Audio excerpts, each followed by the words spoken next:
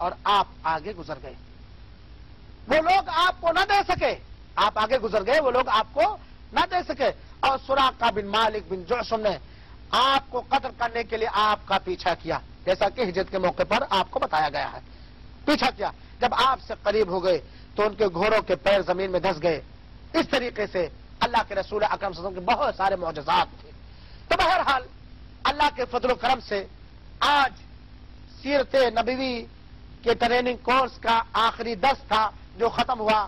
ہم اخیر میں اللہ رب العالمین کا شکر گزار ہیں کہ اللہ تعالیٰ نے ہمیں یہ ٹریننگ کورس ایک اپنے نبی کریم صلی اللہ علیہ وسلم کی سیرت پر کرنے کی توفیق عطا فرمائے. اللہ تعالیٰ اس سے ہم تمام لوگوں کو بھرپور فائدہ اٹھانے کی توفیق عطا فرمائے اور نبی کریم صلی اللہ علیہ وسلم کی زندگی سے عبرت حاصل کرنے کی توفیق عطا فرمائے. آپ کے اخلاق، آپ کے کردار، آپ کے معاملات کو اپنے زندگی کے تمام گوشوں میں اپنانے کی توفیق عطا فرمائے. الہ العالمین تو رسول کی محبت ہم سب کے دلوں میں ڈال دے، ہم سب کے دلوں میں رسول کی عقیدت ڈال دے. الہ العالمین ہم سب کو اپنی زندگی کے تمام معاملات میں رسول اکرم صلی اللہ علیہ وسلم کی مکمل پیروی اور اتباع کرنے کی توفیق عطا فرما.